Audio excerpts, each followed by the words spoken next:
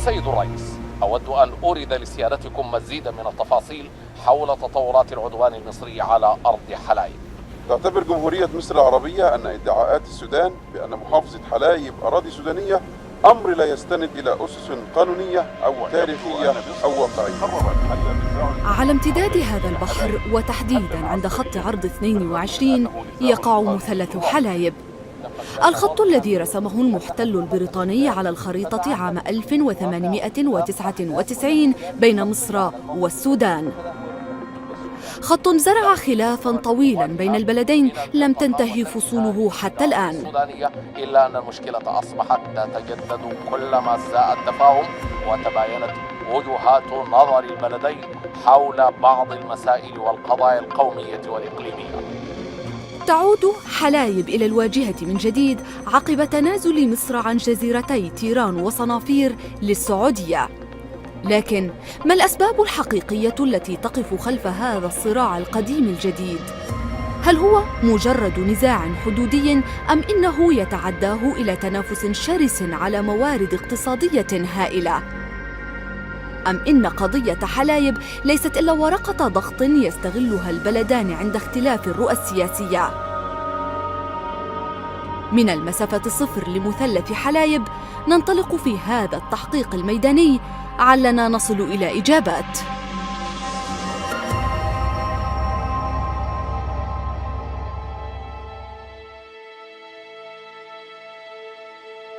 أين يقع مثلث حلايب؟ البعض يعتبره في أقصى شمال شرق السودان وتابع لولاية البحر الأحمر السودانية حيث نحن الآن، وهناك في الطرف الآخر من يراه في أقصى جنوب شرق مصر وتابع لمحافظة البحر الأحمر المصرية.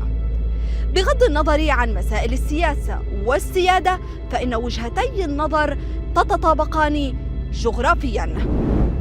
يمتد المثلث بطول 200 كيلومتر على ساحل البحر الأحمر، وينحصر بين خطي طول 31 إلى 35 شرق غرينتش، وخطي عرض 22 إلى 28 شمال الاستواء. تزيد مساحته عن 20,000 كيلومتر مربع. يضم المثلث 3 مناطق رئيسة هي حلايب وأبو رماد وجزء من شلاتين. تصل المسافة بين حلايب والخرطوم إلى 900 كيلومتر، وتبعد عن القاهرة حوالي 1200 كيلومتر بمقياس أقصر المسافات الجوية. أما من جهة البحر فلا تزيد المسافة بين حلايب وميناء جدة السعودي عن 250 كيلومتر فقط، وهو ما يجعل منها منطقة استراتيجية وحيوية على ساحل البحر الأحمر. 280 كيلومتراً سنقطعها من مدينة بورت سودان باتجاه محلية حلايب، طريق مغلة في صحراء قاحلة. صادفنا في طريقنا إحدى قوافل الجمال المتجهة إلى داخل مثلث حلايب وشلاتين.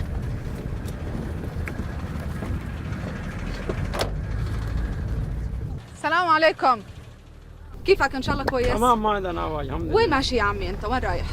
رايحين هنا شلاتين لحد أوصيف، نمشي بعد أوصيف ندخل لشلاتين لحلايب، نخش من حلايب شلاتين. كم بتاخذ معك وقت؟ وقت أسبوع، 8 يوم 9 يوم ياخذ منا. ليش بتروح لهناك؟ هنا نروح يعني دايرين القش، ناكل القش، بعد القش إن شاء الله هناك نخش جوا نبيع البهايم حقنا، بعد ذاك نرجع نقعد هناك 3 شهر في الخريف، 4 شهر نقعد هناك في الجبال، بعد الجبال نبيع البهايم حقنا ونرجع تاني هنا. يعني كل بالسنة كم مرة بتروح؟ مرتين. شو المشاكل اللي بتواجهها كراعي وانت عم تتنقل بالحدود بين السودان ومصر؟ والله ديل يعني يقولوا ناس، يعني المصريين ديل شوية ناس يعني قاعدين يمسك الناس ويصادر البضاعة، إلا شفت بالتسريح، بدون تسريح لو كان يلقى يصادر، عشان كده بس الواحد يتهرب ويخش، بعد ذاك يبيع البهايم حقه هنا نرجع طوالي. إننا نشكر له بتاعته إننا توقت ناتي هاي هذه ان شاء الله خير في بارك الله فيكم. بارك الله يتانيك فيك. جزاكم الله خير. بارك الله شكرا فيك. درب السلامة. الله شكرا.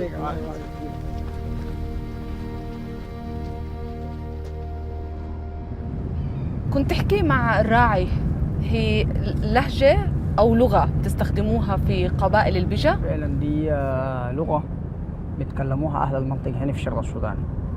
هي تسمى بداويت، وهي مزيج بين الهيروغليفية والمروية. يتحدث بها الرائي الذي التقينا به لأنها لغة أهل مثلث حلايب مثل ما هي لغة أهل الشرق السودان. الآن كل البشاريين القاتلين داخل مثلث حلايب يتحدثون هذه اللغة باعتبارها هي اللغة الرئيسية، مقدمة حتى على اللغة العربية في المثلث. هل بتتعلموها في المدرسة يعني؟ لا بنتعلمها في البيوت، لأنه هي ما مدرجة في المنهج الدراسي. تكتب هاي اللغة؟ ما تكتب، ولكنها من حيث النحو والصرف مكتملة عناصر اللغة إنها لهجات داخلية. قربنا من أوسيف، خلاص 50 كيلو نخش أوسيف.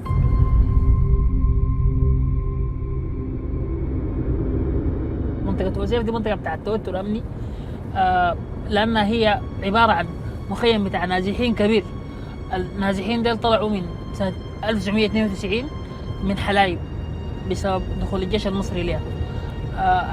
الطلوع بتاعهم ده ولد ظواهر سلبية ظهرت في المنطقة، خلق مجموعة من الولاءات المزدوجة بين سكان المنطقة. أجهزة المخابرات قدرت تجند ناس منهم، طبعا بيستغلوا مسألة فقر الناس دي، بيغروهم بالجنسية وبيغروهم بالرواتب العالية والمميزات اللي بيحصل عليها الزول بيشتغل في المخابرات وبيضموهم. برز النزاع الحدودي بين مصر والسودان حول تبعية حلايب للمرة الأولى بعد عامين من استقلال السودان عن مصر. ففي فبراير لعام 1958 احتجت مصر على عزم السودان إجراء انتخابات في مثلث حلايب وفقاً لقانون جديد أدخل المثلث ضمن الدوائر الانتخابية السودانية. اعتبرت مصر القانون مخالفاً لاتفاقية عام 1899 الموقعة مع المحتل البريطاني لتنظيم الحدود المشتركة، وكانت مصر هي الأخرى على وشك إجراء استفتاء وانتخابات رئاسية، فترجمت احتجاجها بإرسال قوة عسكرية إلى منطقة حلايب. في 20 فبراير 1958 الحكومة السودانية أرسلت شكوى لمجلس الأمن بسبب دخول الجيش المصري إلى مثلث حلايب. دي هي الشكوى طبعا القاعدة في دي. الشكوى دي نتج عنها إنه الحكومة المصرية تراجعت، سحبت قوات الجيش المصري من داخل حلايب، وظل في حلايب الجيش السوداني فقط إلى عام 1992. بعد مرور نحو 34 عاماً على انسحاب القوات المصرية من المثلث، أعادت القاهرة في ديسمبر عام 1992 نشر قواتها هناك. دي مذكرة أرسلها وزير الخارجية السوداني علي أحمد سحلول سنة 1992، ذكر فيها تفاصيل احتداء الجيش المصري على حلايب، وذكر فيها إنه كيف تفاصيل احتداء إنه جاء عميد عسكري مصري ومعه عربات عسكرية ودخل المثلث. بدأت الحكومة المصرية منذ حوالي العام في اتخاذ إجراءات ترى حكومة السودان أن الهدف منها هو التغيير التدريجي لهوية وضع منطقة حلايب السودانية، بحيث تصبح المنطقة في نهاية الأمر تابعة لمصر.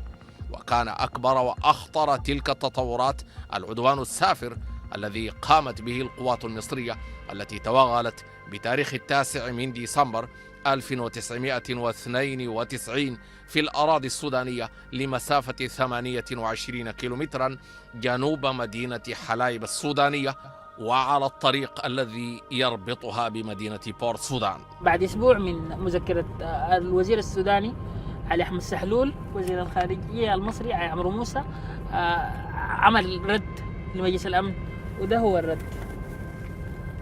السيد الرئيس، أود أن أؤكد أن التواجد المصري داخل الحدود الدولية المصرية شمال خط العرض 22 في المنطقة المشار إليها هو أمر طبيعي ومن قبيل ممارسة مصر لسيادتها على أراضيها، وبهدف تأمين هذه الحدود من أي محاولات اختراق لها، خاصة من العناصر الإرهابية التي تزايد نشاطها في الآونة الأخيرة، الأمر الذي يمكن أن يهدد أمن وسلامة المنطقة. في في صراع السيادة على مثلث حلايب، كان لساحل البحر الأحمر دور محوري في تسهيل سيطرة مصر على المثلث. هذا هو ميناء أوسيف البحري. على بعد كيلومترات من هذا الميناء كان الرئيس محمد أنور السادات طلب من وزيره السوداني جعفر محمد النميري في السبعينيات السماح لمصر بإنشاء 10 نقاط جنوب مصر لحماية الأمن المصري من اتجاه الجنوب من التوغل الإسرائيلي. بعد أن سمحت السلطات السودانية بدأ إنشاء مصر أنشأت 10 نقاط بمواد خشبية.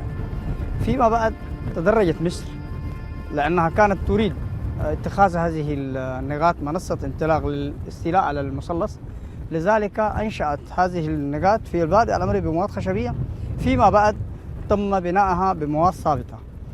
في وقت لاحق تم منع المواطنين من العبور والانتقال فيما بينها. ومن هذه النقاط بدأت تتوغل كل فترة عشرات الكيلومترات لحد ما حاصرت حلايب. بالضبط، مصر اتخذت هذه النقاط منصة انطلاق للاستيلاء على المثلث، لذلك عندما جاء الاحتلال سنة 92 لم يحتاج المصريون لاستجلاب قوات كبيرة، لأن القوات الموجودة كانت هي التي بدأت في الاستيلاء على المثلث عمليا.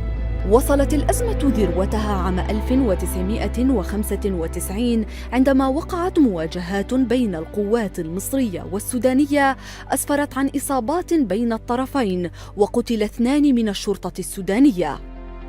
أخلى الجانب السوداني المثلث وأصبح تحت السيطرة المصرية شبه الكاملة. جاء التصعيد المصري مباشرة بعد محاولة اغتيال الرئيس المخلوع حسني مبارك في إثيوبيا واتهام مصر للسودان بالضلوع في الحادثة، لكن السودان رد على ذلك بدعوة مجلس الأمن إلى التدخل وإجبار مصر على قبول التحكيم الدولي وسحب الوجود العسكري المصري من منطقة حلايب.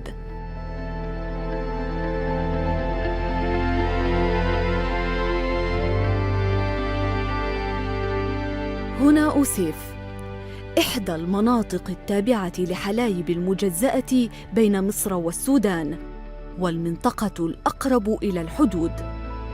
وجدتها بائسة ومنسية أكثر مما رسمت لها في مخيلتي.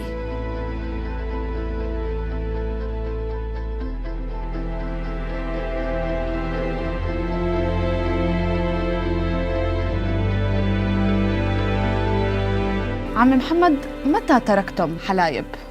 حلايب 1693. بتروح لمنطقة حلايب؟ جدا جدا. إلى الآن؟ إيه لا. كيف هي أوضاع السكان داخل المثلث كونك من الأشخاص اللي بتنقلوا وبذهبوا بين حين وآخر إلى داخل المثلث؟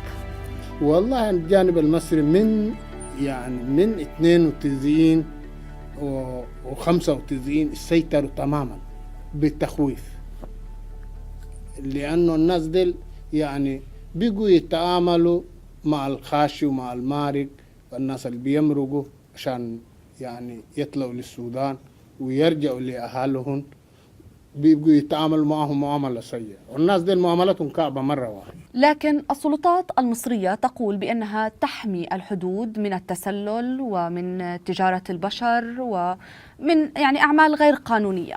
هم طبعا محتلين أرض لقبيلة ممتدة، أهل متداخلين مع بعض، جزء هنا وجزء بهناك، هم محتلين أرض، لكن هم قاصدين إنه الأهل دي ما يتواصلوا. بيذلوا الناس، يدوه معونة ويدوه خدمات ويدوه الخدمات اللي بيدوه لقينا فيها التغذية ضارة.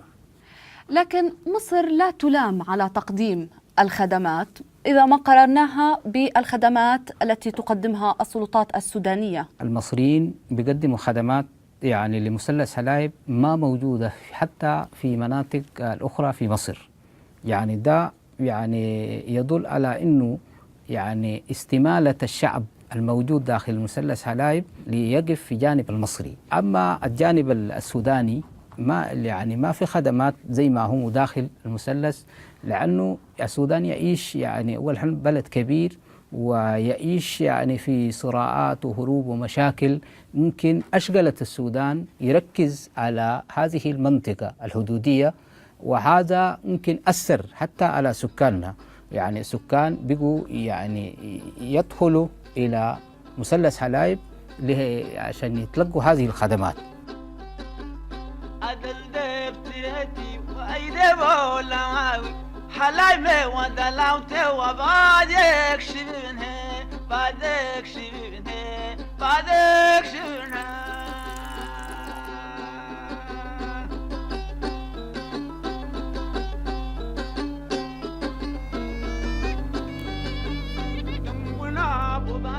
رغم بساطة سكان أوسيف فإن الاقتراب منهم والحديث معهم لم يكن يسيراً. السلام عليكم، كيف الحال يا عمي؟ عمي كيفك؟ أحكي معك؟ بتروح على مصر أنت؟ تمشي الحدود؟ السلام عليكم. السلام عليكم، كيف حالك يا عمي؟ مرحبا حضرتك. أحكي معك شوي؟ لا ليش؟ ظروف المنطقة وعندي أسر جوا هناك بتعزي الناس الكلام ده عشان كده بس. فما كده عندنا كلام كثير نقول لكن الظروف بس. شكراً كثير لك يا عمي. نجرب نحكي مع الزلمة. السلام عليكم. لاحظت إنه معظم الناس حاولت أحكي معهم ما قبلوا إنهم يحكوا معي، ليش؟ ما قبلوا يحكوا معاك لأنه بيخاف، لأنه لما يخش جوا هناك بيقولوا له نحن شفناك في الإعلام. عندنا مواطنين بيقبضوهم جوا هناك بيحكموا عليهم، الواحد بياخذ سنة ما في زول بيسأل عنه. أنت بالأصل من حلايب؟ أنا بالأصل من حلايب. من حلايب، ومع ذلك ما بتروح تزور حلايب؟ لا. هل أنت خايف هلأ بعد ما طلعت معي وحكيت بتتخوف من الأمن المصري؟ نهائي ما بخاف. والحدود اللي موجودة هذه البوابات ما بصير تتنقلوا من خلالها؟ ممنوع. هذه البوابات خاصة بالتجارة يعني؟ التجارة فقط. التنقل بتاع مواطنين ما في. كل الحدود ما فيها؟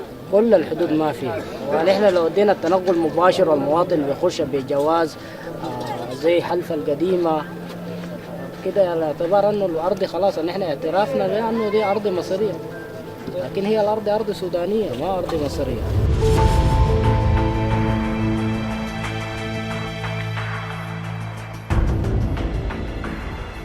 طبيعة حياة القبائل لا تعترف بالحدود السياسية، لكن خط عرض 22 فرق بين أبناء القبيلة الواحدة.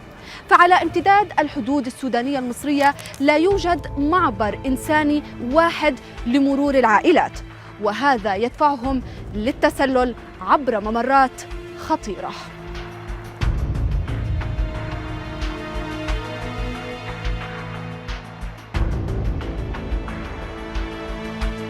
ذهبت لمقابلة شيخ مشايخ قبيلة البشاريين المكون الأساسي لقبائل البجا التي تمتد بين السودان ومصر. هل هناك قيود جديدة فرضت عليكم؟ القيود المفروضة هي أن الناس ما تطلع إلا بإذن تصريح، محدود الزمن، وإذا تأخرت منه عند العودة تحاسب أو تمنع من الدخول. هل القبائل بتلعب دور في تخفيف الاحتقان والتوتر ما بين السلطات السودانية والمصرية؟ لا، القبائل دورها يكاد يكون منعدم. ليه؟ لأنه السلطات المصرية كونت نظام أهلي من نفس القبيلة، وأطلقت عليه شؤون القبائل وسموه يعني عملت له قوانين ولوائح، في حين إنه نحن هنا عندنا قوانين ولوائحنا الخاصة بنا،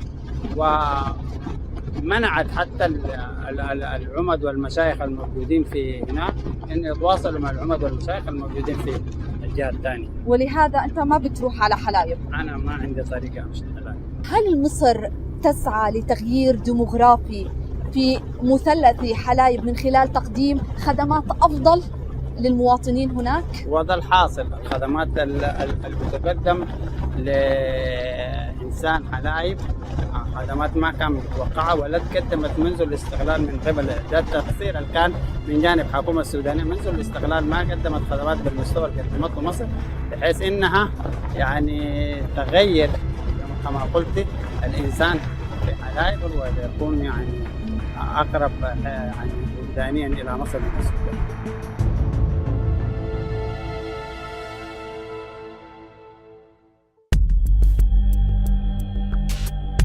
قررنا التوجه إلى أقرب نقطة من مثلث حلايب، وهي منفذ هدارب الذي يبعد عن مدينة شلاتين بحوالي 194 كيلومتراً، وهو منفذ تجاري تعبر منه البضائع والجمال إلى مصر.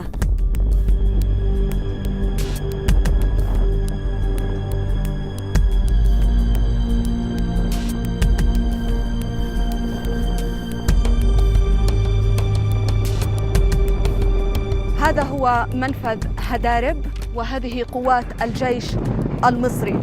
ولأن السلطات المصرية تمنع الجزيرة من العمل في مصر وتجرم كل من يعمل معها، وأيضاً تفرض قيوداً مشددة وصارمة على مثلث حلايب، نجحنا في إرسال شخصين إلى المثلث ليقفا عند المسافة 0.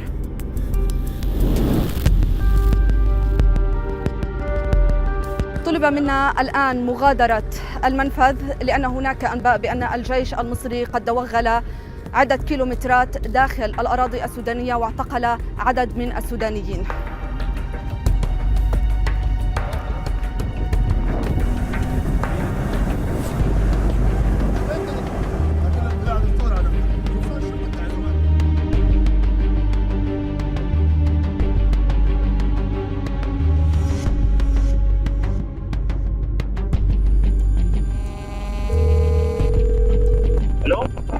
الو، السلام عليكم.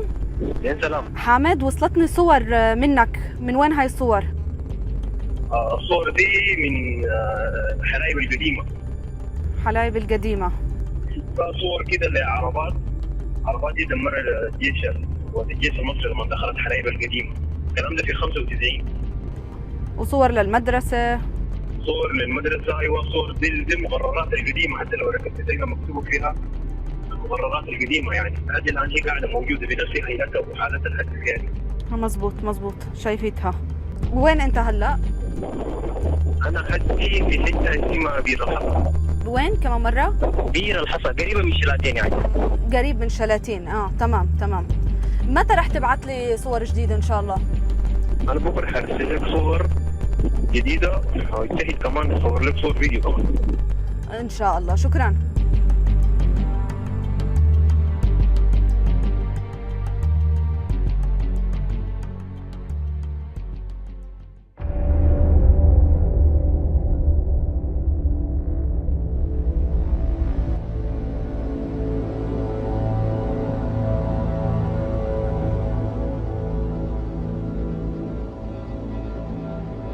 في اليوم التالي تأكد لنا خبر توغل الجيش المصري في الأراضي السودانية واعتقاله أكثر من 70 سودانياً، بينهم معدنون يعملون في التنقيب عن الذهب. وتكرر الأمر في الأسبوع ذاته حتى زاد عدد المعتقلين على 150، وهو ما بدا انتهاكاً صريحاً لمبدأ سيادة الدول. من الضفة الأخرى للحدود تتابع وصول الصور من المثلث. هنا تصل الجمال القادمة من السودان. يعد هذا السوق أحد أهم منافذ توريد الجمال إلى المحافظات المصرية المختلفة، كما تعد حرفة الرعي وأعمال الشحن وتفريغ البضائع إحدى الموارد الأساسية للدخل بالنسبة لأهالي المثلث، أو هكذا كان بحسب من استطعنا التسجيل معهم بعد اشتراطهم إخفاء هوياتهم. كان زمان الشغل كويس وقروش بتعمل حاجة، فالناس كانت بتشتغل كان كويس. الوقت هسي ما فيش شغل، كان نشتغل جمال وبهايم، يمشي السودان ونجي تاني، والبهايم هسه أجلوا المطر ما وجد، البهايم تعبوا. هسه جاءت التبة، جاء الذهب، جاء التجارة، جاءت المهربات، بقت لخبطت كلها البلد. لا تختلف الحياة هنا كثيراً عنها في منطقة أوسيف، فمظاهر الفقر وصعوبة المعيشة تبدو متشابهة رغم حقيقة أن مثلث حلايب يعوم على ثروات طبيعية هائلة. الحقيقة التي ربما كانت إحدى أهم محركات النزاع بين مصر والسودان، كما أشارت مراسلات وزارة الخارجية السودانية لمجلس الأمن بعد تجدد الأزمة في مطلع التسعينيات.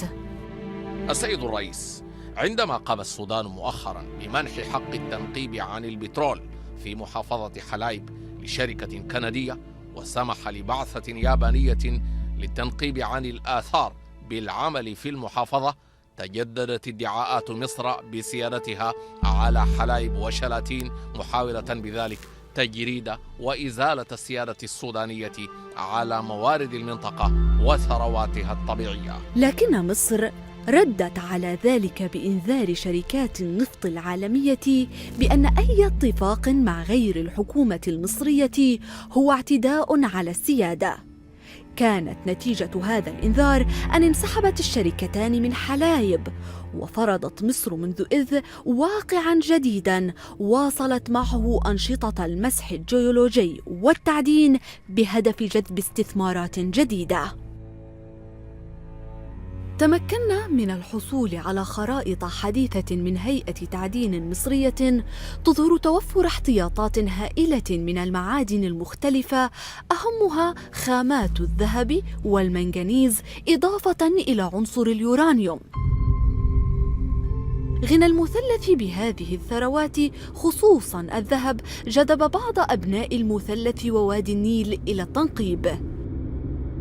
التقى مراسلنا المتخفي ببعضهم، لكن بالكاد وافق 2 منهم على الحديث أمام الكاميرا بسبب ملاحقة قوات الأمن للمنقبين الأهليين.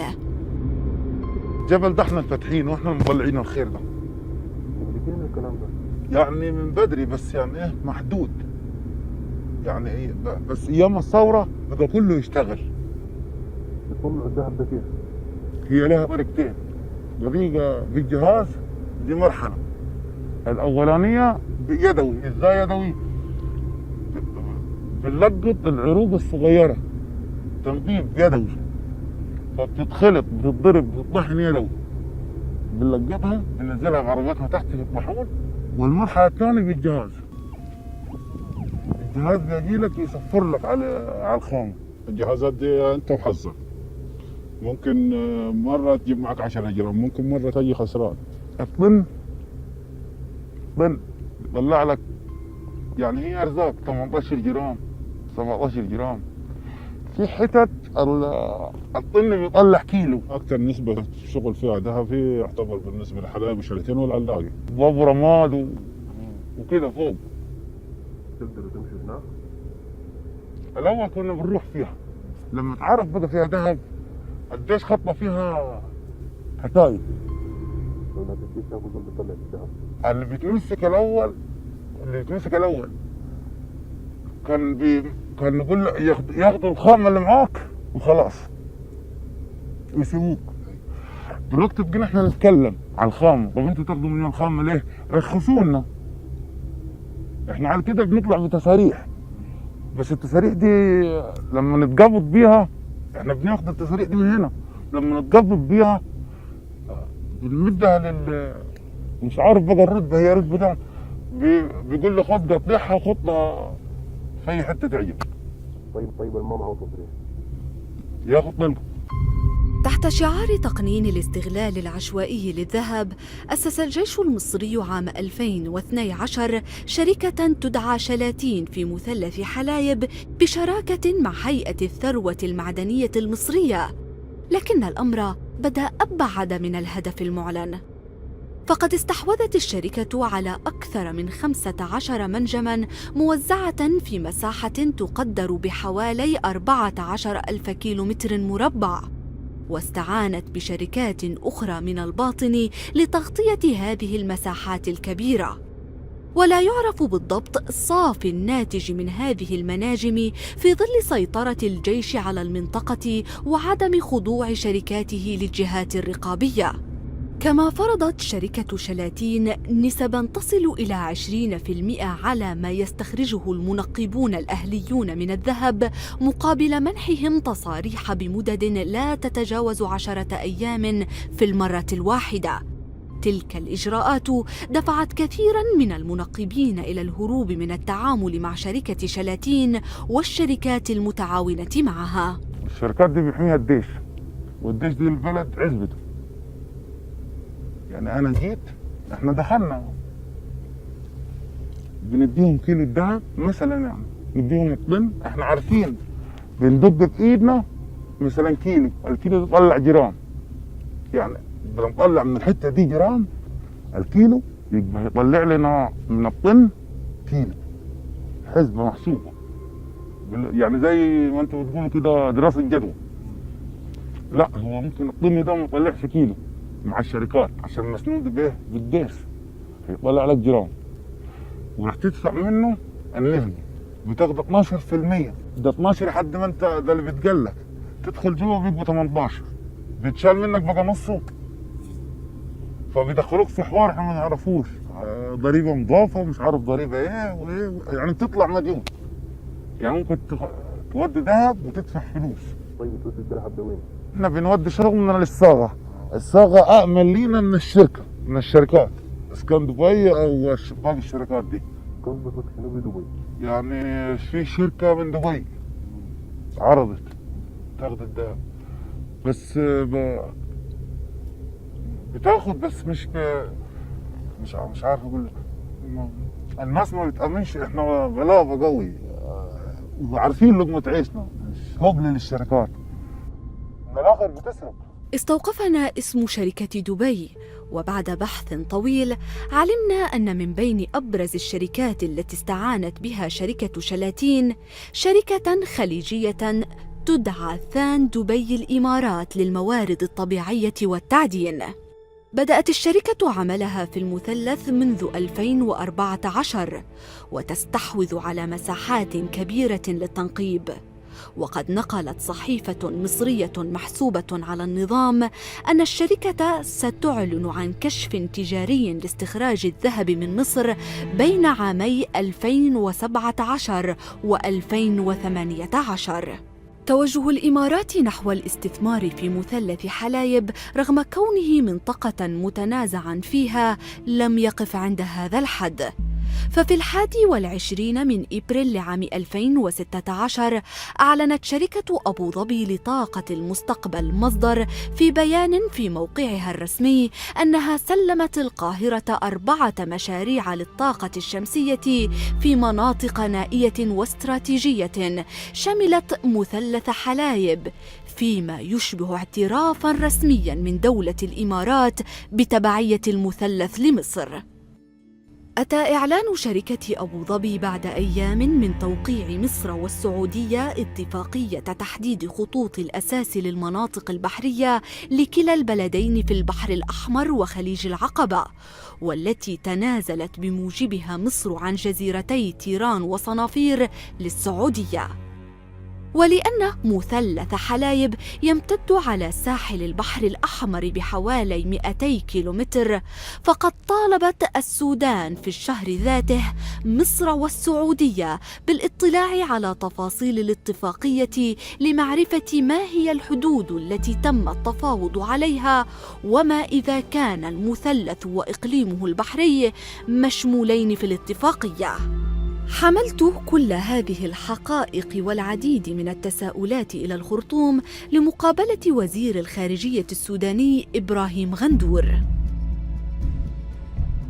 لماذا تركت السودان مصر والسعودية تكملان اتفاقية ترسيم الحدود البحرية، رغم أن السودان يعلم بأن المفاوضات قامت على قرار الرئيس المخلوع حسني مبارك عام 1990 والذي ينص على أن حدود مصر تنتهي عند خط عرض 22، أي أنه يشمل حلايب؟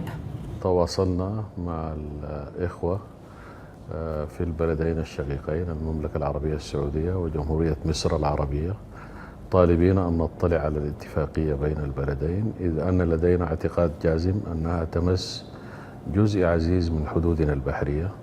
ولما لم يصلنا رد تحركنا وخاطبنا الأمم المتحدة ومجلس الأمن الدولي وأودعنا حدودنا البحرية التي تتضمن هذه المناطق وقد ورد ذلك في صفحات الأمم المتحدة وفي نشراتها. لكن هل هذا كافي؟ السودان يعني دائما يسجل هذه الانتهاكات التي تحدث في حلايب وشلاتين، ولكن مراسلات ما بين الطرفين، فهل هذا ناجح؟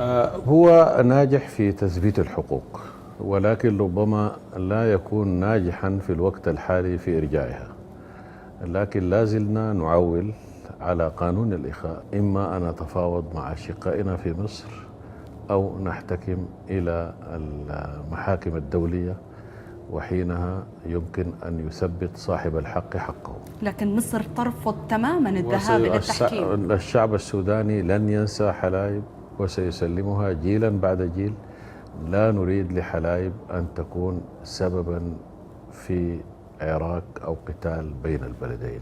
السودان والسعودية وقعتا على اتفاقية عام 1974. أنا وصلت إلى هذه الاتفاقية، هي وقعت في 16/5/74، ووجدت أيضا هذه الخريطة في الاتفاقية، وفيها اعتراف سعودي صريح بأن حلايب سودانية. الآن السعودية وقعت على اتفاقية ترسيم الحدود البحرية، وهي تتناقض تماما مع اتفاقية عام 74 مع السودان. ما هو موقفكم؟ قشرنا نحن في طعننا إلى ذلك الاتفاق، كما أن خبرائنا الآن يتواصلون مع الأشقاء السعوديين من الخبراء لمراجعة تلك الاتفاقية والنظر فيها. هل هناك تجاوب سعودي في المراجعة القضية هذه؟ لا أعرف ما هي ما توصل إليه الخبراء من الجانبين، إذ أن هذا مسؤولية جهة أخرى، ولكني متأكد من أننا إما نتوافق أو أيضا نحتكم إلى القانون الدولي. الإمارات تستثمر في مثلث حلايب وشلاتين، ويبدو أن هناك اعتراف شبه رسمي إماراتي بأن حلايب مصرية. مثلا هناك شركة أبو ظبي لطاقة المستقبل مصدر، هناك شركة ثان دبي وهي شركة مختصة في التنقيب عن الذهب، أيضا تعمل في المثلث. ما هو موقفكم القانوني، خاصة وأن هذه الشركات تعلم بأن المثلث منطقة متنازع عليها، أي أن الاستثمار فيها غير قانوني؟ هذه شركات خاصة، ولكننا قدمنا طعنا أيضا للأمم المتحدة، وأشرنا بوضوح وخاطبنا هذه الشركات أن أي استثمار في هذه المناطق مخالف للقوانين الدولية، ولذلك نصيحتي علينا ألا نصرف عليها أموالا ليست في أرض مصرية. يعني معالي الوزير، هذا الهدوء الذي يتحلى به الجانب السوداني لا يمكن للشخص الذي يذهب إلى حلايب أن يراه على أرض الواقع. أتفق معك تماما، وهذه حدثت في هذه الأسابيع الأخيرة، إذ أننا كلما صعدنا القضية القانونية وصعدنا القضية السياسية في حلايب تصاعد البطش بمواطنينا في تلك المنطقة. هل ترى أن أزمة حلايب هي مجرد انعكاس لاختلاف وجهات النظر بين مصر والسودان على قضايا إقليمية مثل سد النهضة، جنوب السودان ودارفور؟ حلايب ظلت دائما تستخدم ككرت ضغط على السودان عند أي اختلاف سياسي، لكن الآن لا أستطيع أن أجزم بأن ذلك هو الأمر، لكني لا أجد لها تحليلا إلا أنها محاولة لإضعاف السودان لن تنجح. على مصر أن لا تفقد السودان نتيجة لمحاولة لوضع يدها على أرض حلايب.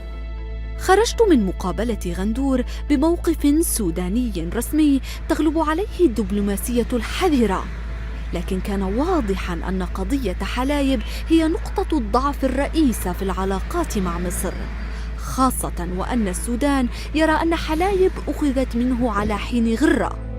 فحتى منتصف التسعينيات كانت بعض الخرائط المصرية تستثني مثلث حلايب من حدودها السياسية. أثناء بحثنا في أرشيف الصحافة المصرية في الموقع الإلكتروني لمكتبة الإسكندرية، عثرنا على خريطة نشرتها صحيفة الأهرام الرسمية عام 92، والتي تضم مثلث حلايب إلى الأراضي السودانية. لكن الأغرب هو إشارة وزارة الخارجية السودانية إلى وجود فرقة من مشاة البحرية للجيش السوداني في حلايب إلى يومنا هذا، وضع غير مفهوم في ظل تأكيدات مصر المستمرة لسيادتها الكاملة على المثلث. قررنا التواصل مع الجانب المصري الرسمي علنا نصل إلى إجابات على أسئلة ملحة. كانت البداية مع المتحدث باسم وزارة الخارجية المصرية. ألو؟ أيوة. أهلا أستاذ أحمد أيوة. أبو زيد. أيوة. أنا اسمي سلام هنداوي وبعمل فيلم لقناة الجزيرة عن الحلايب وشلاتين، وكنت قد أخذت موقف الجانب السوداني، وبهمني جدا أني أخذ مقابلة من حضرتكم يعني الجانب المصري. لا مش ممكن، أنا لا أوافق الصحاب. ليش؟ بس هي أسئلة طبيعية أستاذي، يعني ما فيها أي شيء. قررنا المحاولة مع مساعد وزير الخارجية لشؤون السودان. أهلا أستاذ أحمد، فضل. أيوة. ثم محاولة أخرى مع المتحدث باسم رئاسة الجمهورية. ألو. ألو. ألو. أيوة. الأستاذ علاء يوسف. أي فندم. هل تسمح لي أعمل معك مقابلة على التليفون أو عبر سكايب؟ لا ما ينفعش يا فندم. مش أنت المفروض إنه بتقدر تتحدث في هذا الموضوع؟ لا حضرتك توجهي إلى وزارة الخارجية، هي المعنية لهذا الموضوع. وزارة الخارجية ما عم بتجاوبوا معي. حاولي تاني. إن شاء الله. شكرا كثير لك أستاذ علاء. بعد رفضهم جميعا إجراء مقابلة معنا، قمنا بمحاولة أخيرة، لكن هذه المرة مع مساعد وزير الخارجية الأسبق عبد الله الأشعل، الذي تولى ملف حلايب عام 1991. دكتور عبد الله، أنت لك موقف معارض من قضية تيران وصنافير، وتوليت ملف حلايب وشلاتين لما خدمت في الوزارة. ما مدى ردود الفعل التي قد تحدث في حال أعادة مصر حلايب للسودان؟ هل ستوازي ما جرى في تيران وصنافير أم أن الأمر هنا مختلف؟ شوفي، هو من ساعة تيران وصنافير ينظر إلى النظام في مصر على أنه يفرط في الأرض. تيران وصنافير هي عبارة عن حسابات بين النظام وبين السعودية. طب ماذا عن حلايب؟ موضوع حلايب وشلاتين حقيقة أنا شايف فعلا بالوثائق أنها أراضي مصرية. طب إذا كانت مصر تعتبر حلايب مصرية، لماذا تسمح بوجود قوى عسكرية سودانية داخل مثلث حلايب؟ أنا ما أعرفش الحتة دي. هناك قوة من التسعينيات موجودة داخل حلايب القديمة تحديدا. قوة مصرية؟ لا، قوة سودانية ولا زالت موجودة حتى اليوم. نعم. ما أنا حاولك ربما يعني هو تفسير مني بس مش معلومة. يعني أنا أعتقد إنه الحكومة المصرية لا تريد أن يكون هذا النزاع مع السودان من المسائل الكبيرة اللي يمكن أن تؤدي إلى توتر العلاقات. لكن ألا ترى أن مصر هي من أثارت قضية حلايب ودفعتها إلى الواجهة من جديد عندما سن السيسي سنة التنازل السهل عن الأراضي لدول الجيران؟ ولا لماذا عادت للواجهة؟ لا، هو طبعا هذه السنة مرفوضة، وليست سنة، هي انحراف في الواقع، ولا يمثل الشعب المصري مطلقا في هذه الخطوة، خصوصا وأن هو ضد إرادة الشعب المصري وامتهانا لهذه الإرادة، وضد الأحكام القضائية المصرية، وضد الدستور المصري، وبالتواطؤ مع البرلمان المصري اللي هو تم تشكيله على هواه. يعني لا يجوز مطلقا مقايضة هذا بذاك. يعني إذا كان فرط في تيران وصنافير لصالح السعودية أو إسرائيل، لا يجوز مطلقا أنه يكمل بقى ويفرط فيها لصالح السودان. طب دكتور، ليش مصر بترفض التحكيم الدولي رغم أنها قبلته مع إسرائيل؟ هل لأن موقف مصر قانونيا ضعيف في قضية حلايب؟ لا الحقيقة الحلايب الشلاتين أيضا أراضي مصرية. طب ما هي محددات قضية حلايب بالنسبة لمصر؟